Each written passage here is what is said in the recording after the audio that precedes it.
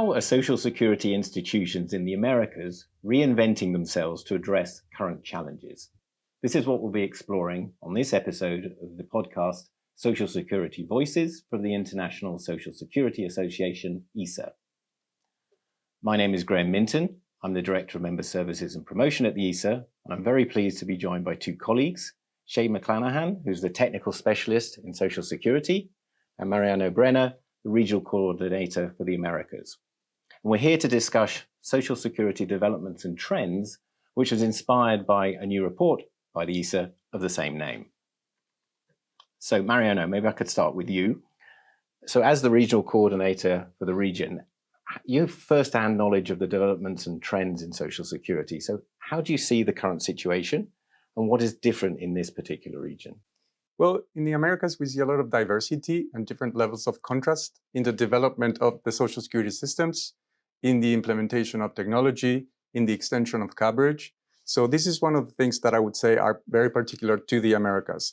In the same region, we can find institutions that are fully applying AI and other institutions that are only starting to learn what AI can do and how it can be used. Also in the region, we see a lot of different social security schemes. We see some countries where we will find the pay-as-you-go systems. We see some countries where we find the capitalization. We see others that have mixed systems.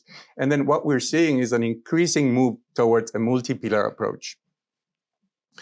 Labor markets are changing rapidly. Population is aging. Informality is a big issue still for the region. And in particular, population aging in the situation that the Americas is. Before we used to say population aging is mostly Europe, some parts of Asia, but now it's becoming a big issue in the Americas too. So I would say that for the Americas, it's also one of the key things and one of the particular things that would be discussed and analyzed and worked on in the next few years. Great, thank you. So Shay, maybe I could turn to you now. So from a global perspective, what do you see as the main challenges facing social security systems in the region, and how are they responding to some of the ones that Mariano has just outlined?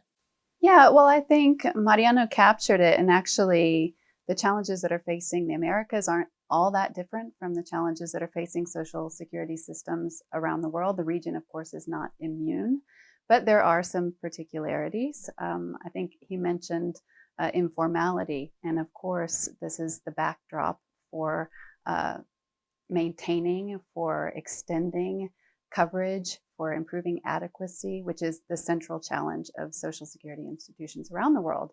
And informality has always been an impediment to that. It's been a critical challenge. We have seen periods of gradual progress over the last 10 years, some bright spots around the region, but overall it's a story of stagnation. And there are structural reasons for that. But then this is reflected in social security outcomes that we care about. And it's not just labor markets, though, it's also the structure of social security systems themselves, which Mariano spoke to.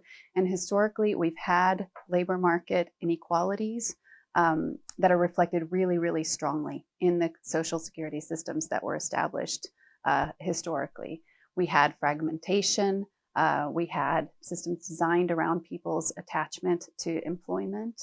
And this resulted in a really pronounced, in the region, what we call missing middle. And the missing middle is that population that isn't necessarily able to qualify for benefits under contributory systems, but then also may not be deemed or assessed as poor enough in a given moment to qualify for really limited social assistance. So this population might not seem vulnerable at first glance, but is actually quite vulnerable and can be very sizable in the region. So that's a really important feature that has been in the past there and is still there today.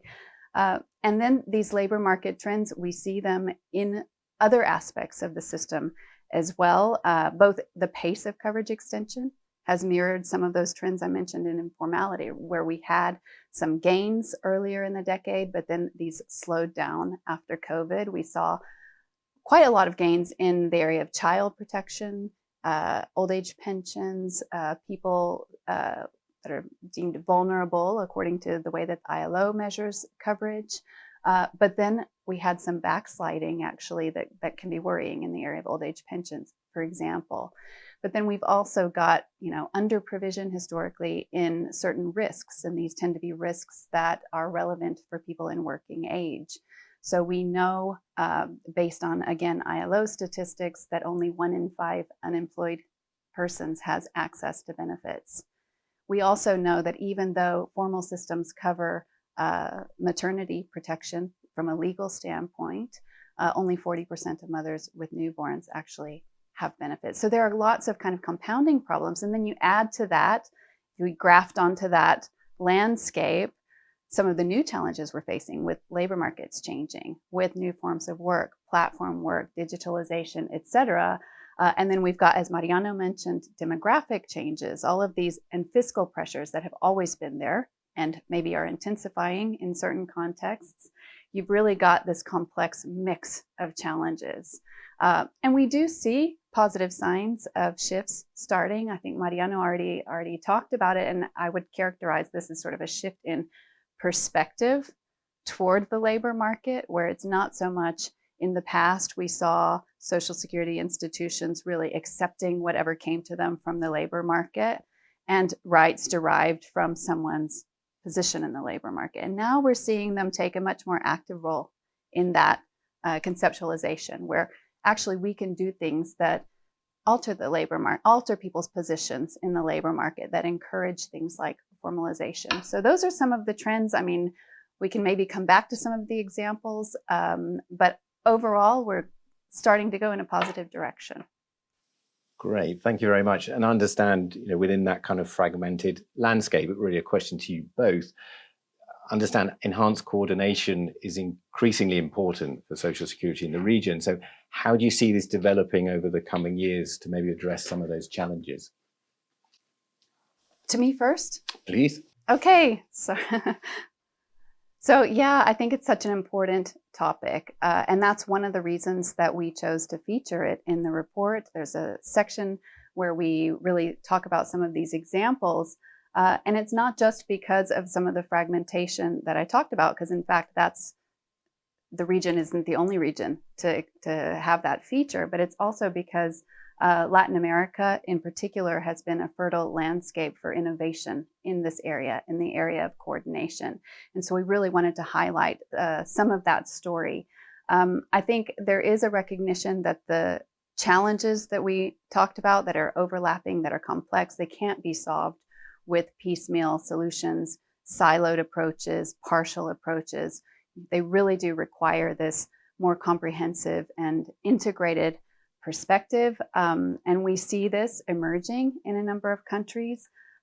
We talked about the missing middle and understanding that this is not just a feature of labor markets, it's also a feature of Social Security systems, which gives you a much more proactive perspective toward that problem. And we've been seeing multi-tiered systems coming as response to that. But also, I think a key point is that we're understanding, and systems in the region are understanding, that circumstances change. So we're accepting change as something that's normal, that's not pathological. People's circumstances are going to change. And that then points us toward more comprehensive and coordinated solutions. And I'll just highlight a few examples. The region was the birthplace of the monotax initiatives. And for those that aren't aware, these were simplified Social Security tax contribution collection systems that really made it easier for self-employed and people operating micro enterprises to be integrated into Social Security systems. And those were populations that historically had really struggled in terms of coverage and access. So those have been really important mechanisms that relied on coordination from the get-go.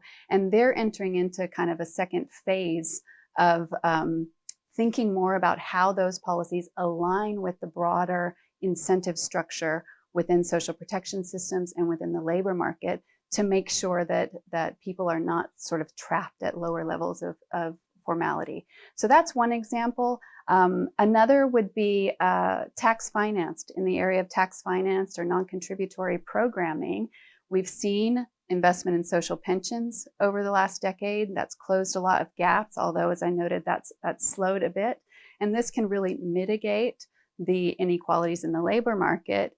and is being done in sort of integrated ways. So we know in Brazil, there's a really big investment in tax-financed social pensions, but they're part of the broader contributory infrastructure. And that's a really important kind of shift.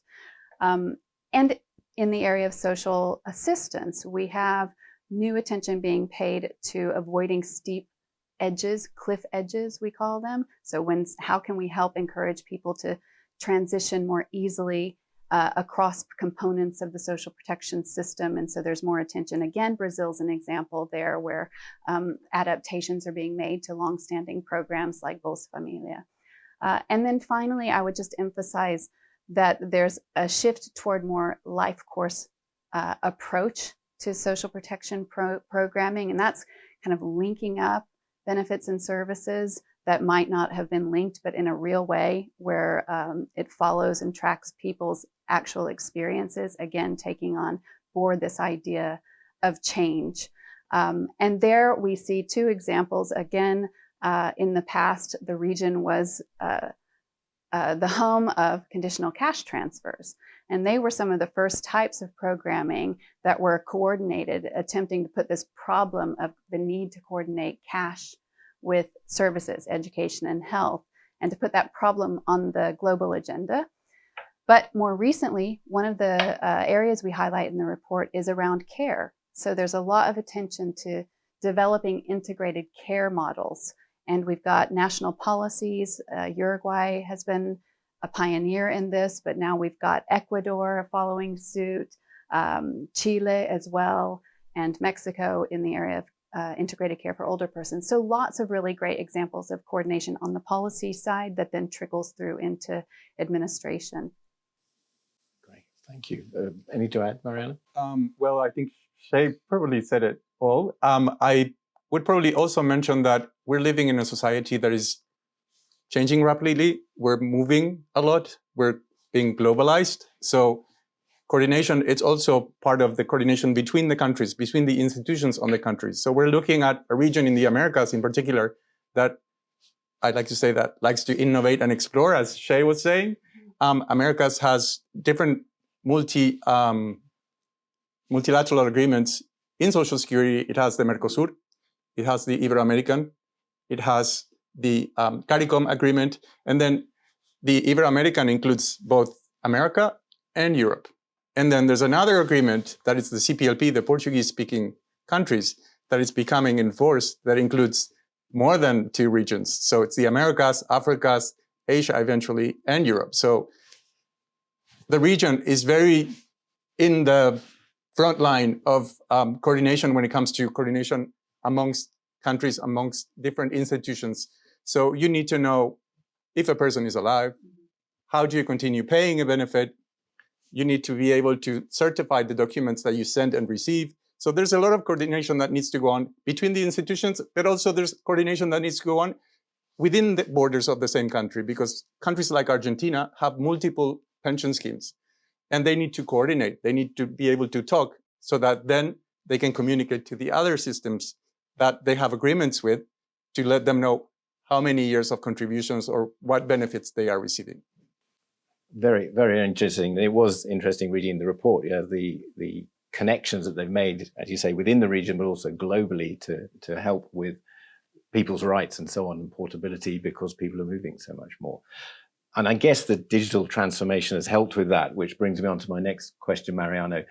Why is digital transformation and being customer-centric so important to members in the region, and how is the ESA responding to these priorities? Well, I'd say that globally, and in particular in the region, people's expectations have changed. It used to be that you would be willing to go to the agencies, to the institutions, and just wait, to queue, and take whatever bureaucracy it takes. But now people are comparing the services they get from the internet, from other companies, from other institutions, and they want the same from their social security institutions. So that's a big push. So across the Americas, we see a lot of advancement, a lot of innovations. We see, for example, in Colombia, they're starting to use digitalization to speed up the processes of granting benefits. We see in Brazil, for example, they have an app that is called Meu Ins, and they use AI to personalize the app for each person. And we see, for example, in Dominican Republic, the CPEN, that has a chatbot to respond to questions about pensions. So we see how we're innovating, how we're moving forward to provide a better service for the citizen, for the customer, for the person that is asking for a benefit. We also see that they're trying to keep people centered. And how do they do that? Well, we see, for example, in Guatemala, they're incorporating sign language into their services. In Costa Rica, they're aiming towards indigenous communities. In the CARICOM, in the Caribbean, we see that they're trying to communicate by digital means, but they're also using the traditional way to approach the communities so that no one is left behind. So they're trying to reach to everybody at the same time.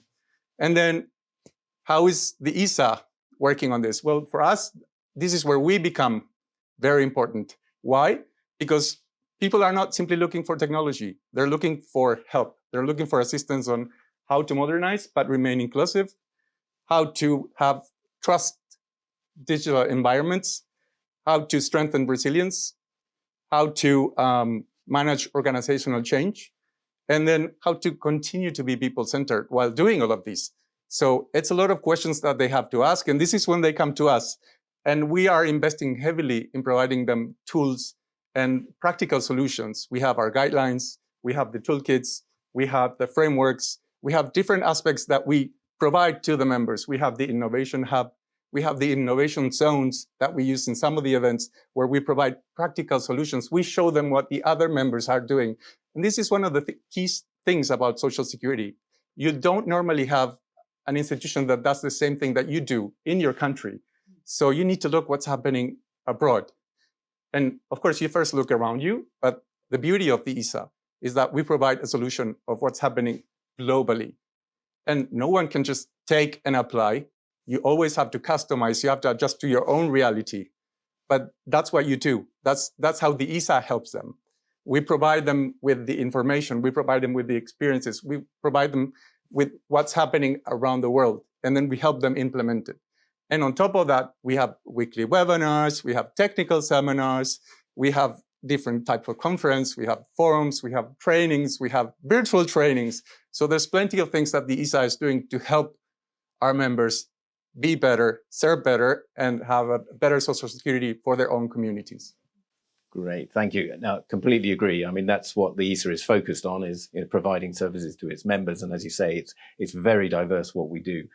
Now, as we start to wrap up, I'd like maybe just to look to the future. So final question to you, Shay. How can Social Security institutions best prepare for transformations in the world of work? So including demographic aging and, of course, the rapid technological change. Yeah, I think the technological change is the sort of what we're all grappling with in every aspect of our lives. And of course, as Mariano said, Social Security institutions, a lot is being asked of them. There's under a lot of pressure to do more and more, to do everything yesterday, protect privacy, to keep services running, to improve them, to prepare for the next big shock, which seems to come every year now.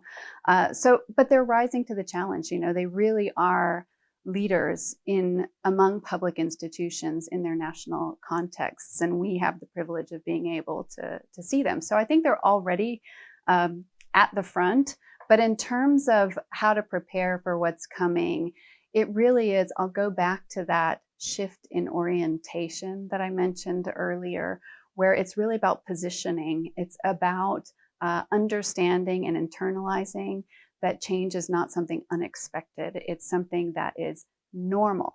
And that means a few things. It means we design systems for all of us, right? Assuming that there will be changes in jobs, in status, in income, in our role within the household. And that our systems have to be designed from the outset with that perspective. It's not really helpful, and I think we are learning this, and especially in the region, to design systems for rigid, fixed groups anymore. We're really talking much more about circumstances and adaptations. That doesn't mean that we don't try to match needs, to match services to people's needs, that we don't tailor approaches and adapt models to certain situations. But really, really, we have to take that coordinated, integrated approach that assumes change. And then the second thing I would say is that having sustainable solutions to these kinds of problems that we don't even know what they are right now is going to require systematically consulting across stakeholders in society and getting buy-in for whatever changes that you implement. Social security systems are really at the center of that social contract, and that's really important. And with that, I think I'll flag the winner of the ISA Good Practice Award for the Americas was the Mexican Social Security Institute for the initiative to extend social protection, social security to platform workers. So this is really grappling with one of those in real time, one of those big changes that's affecting all of us. And there's a few things that I'll note. You can read about the details in the good practices and in the report, but a few things that I would note is that it's a novel, it's a wide-reaching framework, so it's not trying to be too narrow in its approach to a specific group. It also actively takes on board and acknowledges that there are differences across workers within the platform sector, even and including in their preferences, differences in the type of work they're doing, in the frequency, etc. And they sought to find a common solution that does recognize a degree of flexibility, but also then a desire to find sort of a common way to share the collective responsibility for providing social security. So I think there are really interesting initiatives going on around the region, and it'll be a fun space to watch. And I wish them all good luck. I think if I can compliment, I think in the past we used to think that transformation implied technology, and now we're learning that it's not just that. Transformation is technology, but it's governance, it's leadership, it's trust, it's communication, it's inclusion, and it's stuff. We always have to think about the stuff that is going to be behind the implementation of these technologies. Absolutely. No, I think that's a really, really important point. It's that the whole working together. It's not just one element that will solve everything. Well, to conclude, I'd like to thank you, Shea and Mariano, for your time. And of course, if people would like to explore this more, I encourage you to go to the Development and Trends Americas report, which is on the ISA website at isa.int. And it's available as an online report and also as a PDF. And finally, we'd love to hear from you. If you have comments or questions, please get in contact through the ISA website. Thank you.